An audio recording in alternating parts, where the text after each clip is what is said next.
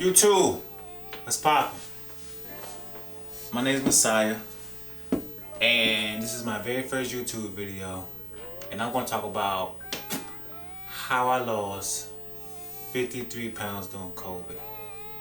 So if you don't mind, hit that like button, hit that sub button. It's free. It don't cost you nothing. Just hit it, and we'll get right to this video. So, like I said earlier, my name is Messiah, and I grew up in an urban area, which we call the hood.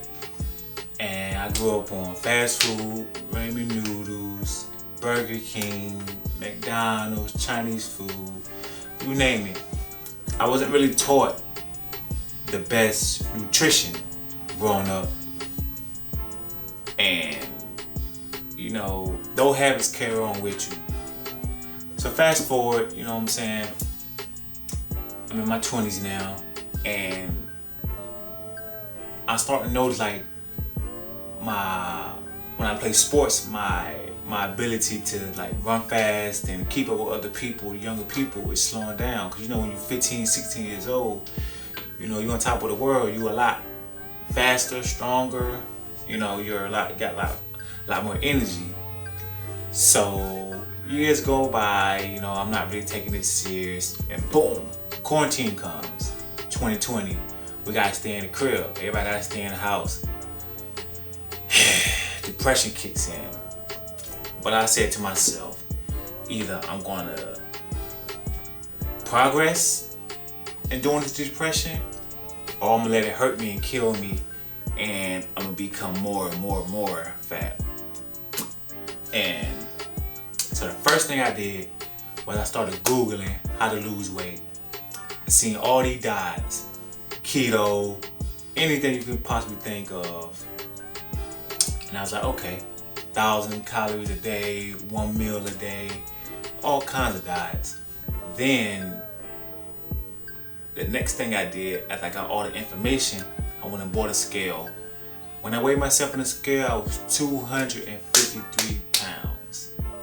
But it wasn't like I was like a real big stomach and fat hanging all over and stuff. I wasn't like that. But me personally, I didn't like what I seen. I didn't like the inside of my body neither, because I was always tired. I was always sleepy. I didn't like my skin. You know, I would feel really groggy after I eat. I had mood swings. And doing research, I realized a lot of things that we put in our body affects how we look on the outside, but more importantly, it affects how we feel. So I just started noticing, like, my mood will always be down when I eat a lot of junk food. When I eat healthy, my mood would be up. So I was like, okay, you know what I'm saying, common sense, I need to change my eating habits. So when I weighed myself on the scale when I was 253 pounds, I set a goal for 200 pounds. So I got the gym membership at Planet Fitness, and I told myself I'm gonna continue to work out, eat healthy, and I chose basketball as my sport to play because, you know, that's my favorite sport and I like to play basketball. The first month, I think I started my complete like lifestyle change in, I want to say, March. First month, you know, I did good, seeing a little progress. You know, the very first week or two was gonna be water weight. I was losing weight, you know what I'm saying? I was weighing myself every day. I was seeing results, and you know, I had lost probably like 20 pounds the first month. And I was super excited. I was super happy, you know what I'm saying? I was sticking to my diet. I was going really hard. And when I got down to like 230, like I said, like 20 pounds. I got down to like 230. I was really happy. And I would quote unquote have cheat days, and I was realizing like those cheat days really are setting me back, because when you had cheat days, you know, you're putting all this stuff in your body, you still getting your body used to all this sugar and all this processed food that you like, oh, well, I work hard during the week, but I was like, well, let me, what's the name? So every time I would have a cheat day, I would notice that my body would still feel really bad. Like if I have a cheat day on Sunday, by that Monday, and I was like working against myself, and I didn't like that neither. I was losing weight, but I was still feeling bad, and I didn't like that. I thought maybe, oh, it's because I changed my lifestyle. No, it's because I continued to eat that food, and my body was still addicted to the sugar. So what I ended up doing was I completely cut out the cheat days. And some of the diets that I was doing was, I was trying to 1 meal a day. So when I go to the store, I will buy the food that I was gonna cook that day and to spice it up. So every night I would Google a new recipe. The 1 meal a day I would eat something that I would personally cook. And I would try the vegan diet the next day. The next day I'll try 1,000 calories. The next day I'll try intermittent fasting. And I learned the more that I would spice it up and keep a new diet every day, it became a lifestyle, and it became easier for me to learn that all this stuff is really all the same. Just changing your habits of how much you eat, how many calories you eat, and how much you consume in one day. And I realized that was a lot better than trying to stick to a vegan diet every single day, a 1,500 calorie diet every single day. That's where I feel like I was messing up. Personally, when you stick to a lot of different diets every day, it becomes more fun. It's like a new challenge every day. But if you do the same thing every day, it becomes boring, becomes plain. That's how you backslide. So personally, my advice would be to try something new every single day.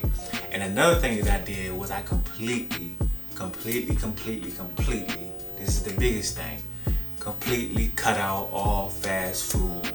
There's no nutrition whatsoever in any fast food you can get. Even Subway, even a healthy diet, even baked chicken, that stuff is so processed, and they lie too about the calorie count. Like, it be almost double, and it's nothing but processed, no nutrients.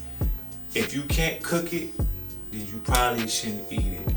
No fast food. That's the biggest thing. No fast food. If you can't cook it, then you shouldn't eat it. Some days I would do water fast. Like 2 days out of the week, I might completely go 24 hours without eating and water fast and stay consistent. And the thing about going to the gym, for me, I tell people, the gym is cool for you to tone it up, for you to but more importantly, you need to watch what you eat, count your calories, and watch your intake, cut out a lot of sugars, cook a lot more. And once you get to the point where you're looking at yourself in the mirror saying, you start seeing results, you are starting to realize and learn that you don't have to be on these strict diets.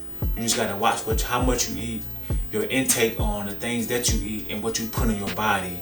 And you're starting to realize, like in the beginning, if you do the keto diet and people say you venture out on sugar is like a drug, it's addicting, it's like coke or crack. So when you start missing, you might get headaches and stuff. But once you start putting the nutrients in your body for what you're supposed to be eating, like greens and leafy vegetables and that type of stuff, you're starting to realize how much your body will start thanking you. You're starting to sleep better, feel better. It goes to your brain, you'll get more blood going through your body, so you're starting to be even smarter, because watching what you eat is very important. Fast forward, it's a year later, and I weigh myself today, I'm still like 203 pounds, water weight probably, but I lost 53 pounds, and I tell a lot of people, once you lose the weight, another thing you need to do is maintain it. Because what I would do was, I was doing a lot of diets, I would lose the weight, I would be so happy that I would eat, like, oh, I'm just running off the mall, and I'm just working backwards, like, why do you need a cheat day? The best thing to do is just go ahead and hit your goal, and then you'll be able to maintain it. So if you do happen to slip up and eat something unhealthy or eat a big meal or eat a lot of dessert, you won't be feeling bad and you won't have to work twice as hard to get the weight off or lose the weight. Oh yeah, another thing is very important, dehydration. If we're dehydrated, our body shuts down. So the best thing you need to do when you're doing these diets, when you're trying to live your lifestyle, is drink a lot of water. A lot of people drink Gatorade for the taste, but it's nothing but like a lot of sugar and got like a lot of dyes in it. The only thing you should be putting in your body that's liquid is water. A lot of people drink tea, but tea and coffee, caffeine, you know, you add all the sugar, you add all this extra creamer, you add all these additives to your drink when basically you just need to drink water. And all the health benefits come from drinking water. I mean, I'm not going to get into that. We all know that.